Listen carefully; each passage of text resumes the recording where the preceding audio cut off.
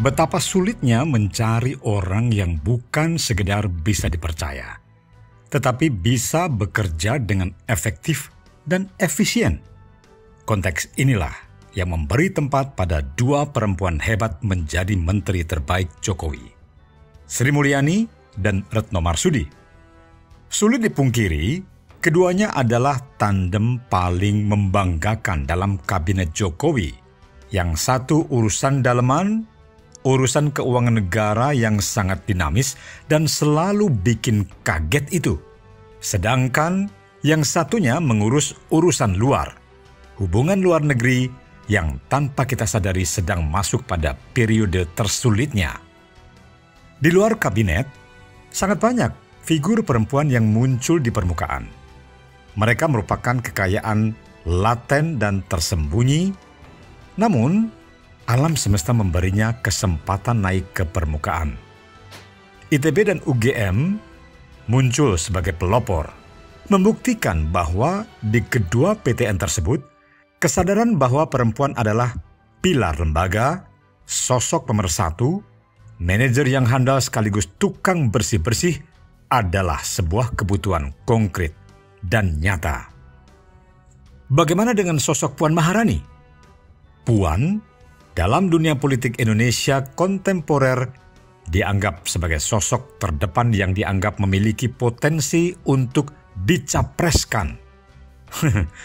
Sayang ya, sekali lagi sayang elektabilitasnya tak kunjung naik.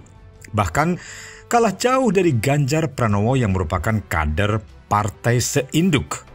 Sesuatu yang makin absurd karena munculnya dua sosok dari rahim yang sama berpotensi memecah belah suara partai. Dari sisi sejarah, ada sejenis kutukan generasi ketiga, bahwa dalam era demokrasi, tak banyak ada sebuah pemerintah negara yang bisa secara berturut-turut melakukan hat-trick menjadi pemimpin tertinggi.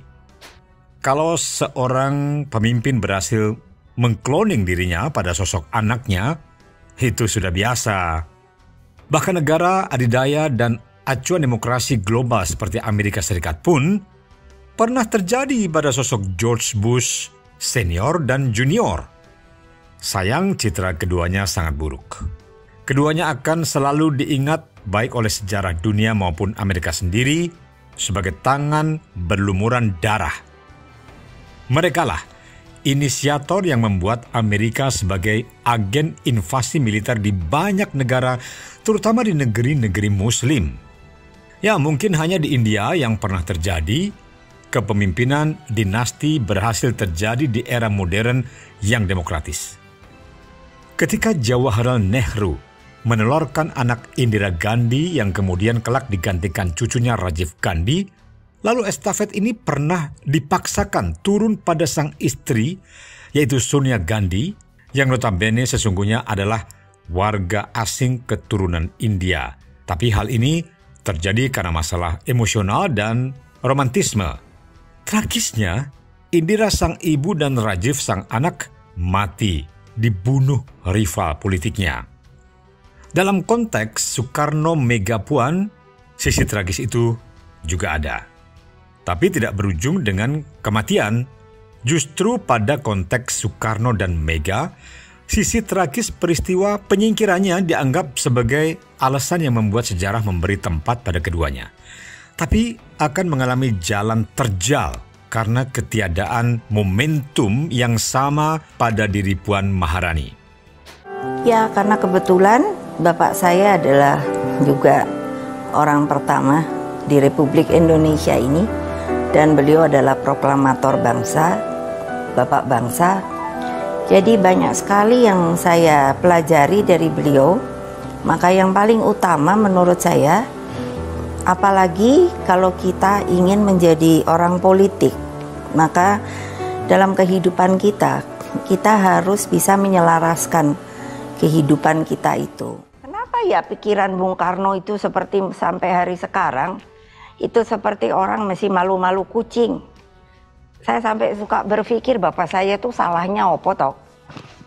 Memang bulan Juni menurut saya adalah bulan spesial bagi bapak saya. Beliau menyampaikan pidato yang dikenal dan diperingati sebagai hari lahir Pancasila tanggal 1 Juni 1945. Beliau sendiri lahir di Surabaya pada tanggal 6 Juni 1901. Dan begitu besarnya rahmat dari Allah Subhanahu wa Ta'ala. Beliau meninggal 21 Juni tahun 1970. Dan beliau dimakamkan di Blitar ini.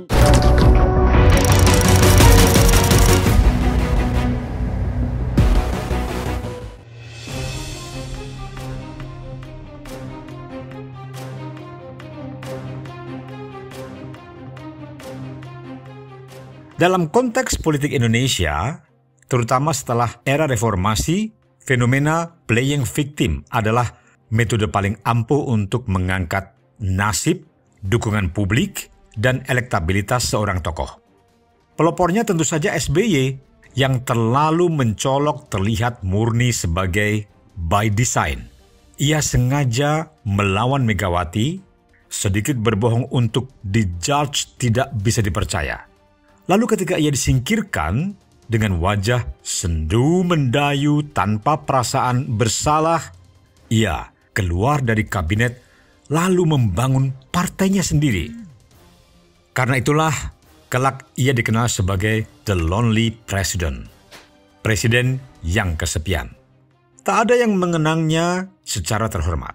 Dia dianggap peletak dasar intoleransi dan bahkan penghabis ruang negara. Ironis. Jokowi diasosiasikan dan dicitrakan oleh rival politiknya sebagai sosok ndeso, keturunan PKI, krempeng, tidak berdarah biru, politik, bahkan disebut secara body shaming sebagai pelonga-pelongo. Tapi tuduhan seperti ini bukan saja tak mempan, malah berbalik menjadikannya media darling dan berubah dukungan yang sangat masif. Ia meroket sedemikian cepat dari titik paling bawah, wali kota, gubernur, dan akhirnya presiden. Hal tersebut tak dimiliki Puan dan sebaliknya justru dimiliki oleh Ganjar. Dalam hubungan keduanya, Puan memposisikan diri sebagai penindas. Figurnya yang berdarah biru politik, cucu bapak bangsa, anak dari mantan presiden, dan jabatannya yang mentereng sebagai ketua DPR RI membuatnya berada di atas awan.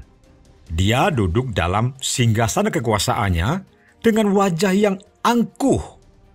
Karena itu, ketika balihonya muncul di mana-mana, bukan respons positif yang didapatnya, blunder yang justru mempermalukannya. Ia sangat sulit membalikkan keadaan dan membuatnya sebagai media darling justru karena amunisinya terlalu lengkap. Kita harusnya tahu, sosok seperti ini sangat tidak disukai oleh rakyat Indonesia yang selalu butuh melodrama. Satu lagi, betapa sulitnya publik mengungkap kehidupan pribadinya.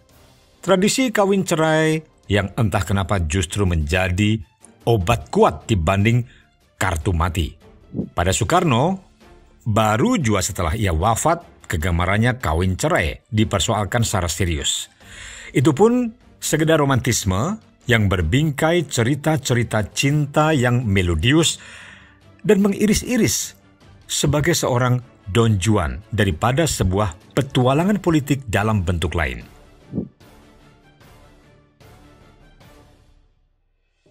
Megawati, perkawinannya juga tak hanya sekali. Oke, itu adalah wilayah privat. Tapi karena tak terkonfirmasi, informasi liar muncul dengan bumbu-bumbu cerita. Mengindikasikan bahwa perkawinan yang tidak satu justru bisa jadi kawah candra di muka untuk menempa kuatnya mental dalam mengarungi dunia banal dan kerasnya perpolitikan nasional. Jika Soekarno muncul sebagai bapak bangsa, Megawati adalah seorang Ibu Pertiwi dalam wadah dan lingkup partainya PDI Perjuangan. Di sini, sejarah tidak berulang. Megawati pernah dianiaya dan dipersekusi. Hal ini tak terjadi pada Puan Maharani sang anak. Ia tiba-tiba berperan sebagai cah gede, wong mapan, orang besar dan terlanjur mapan dalam segala hal dan punya kuasa yang tak lagi harus diperebutkan secara gila-gilaan. Segalanya tampak terlalu mudah bagi Puan. Akibatnya, ia mewarisi psikologis para penguasa yang serba ragu, gampang gamang, dan takut kehilangan semuanya. Dulu ketika yang dihadapi Jokowi, Mega mudah mengalah. Tapi ketika Puan harus menghadapi Ganjar, semua kerumitan muncul secara lebih keras, cadas, dan wadas. Di dunia di mana hater dan buzzer adalah pekerjaan yang menjanjikan secara finansial, sebenarnya semuanya sangat memungkinkan terjadi. Namun, jadi agak sulit karena Puan seorang perempuan yang berdarah biru secara politik, yang sesungguhnya tak terlalu butuh isu murahan. Dalam kacamata Jawa, yang dibutuhkan Puan adalah pulung kewahyon, keberuntungan dan pilihan alam semesta. Dan untuk Puan, hal ini adalah usaha yang super sulit, butuh kerja keras dan ketulusan hati. Ya, alhamdulillah bahwa saya lahir sebagai cucunya Bung Karno, anaknya Ibu Megawati, dan bapak saya waktu itu terakhir sebagai ketua MPR. Ya, saya nggak bisa apa-apa lagi ya. Alhamdulillah Allah sudah memberikan banyak keberuntungan itu kepada saya. Kan namanya lahir nggak minta ya, saya mau lahirnya di mana sama siapa ya begitu. Namun untuk kemudian menuju suatu hal yang sampai hari ini kemudian saya dapatkan, ini perlu perjuangan. Karena saya meyakini tidak ada apapun yang akan kita capai secara instan. Perlu perjuangan, perlu kerja keras, turun ke bawah, turun ke lapangan, belajar. Dan itu saya jalani dari waktu ke waktu, dari tahun ke tahun. Jadi alhamdulillah sampai hari ini saya udah 3 kali menjadi anggota DPR. Periode pertama, waktu saya pertama kali muncul menjadi anggota DPR, suara saya 200 ribuan. Kemudian yang periode kedua, saya naik, alhamdulillah naik jadi 300.000, dan sekarang suara saya terakhir ini adalah 404,034 ribu.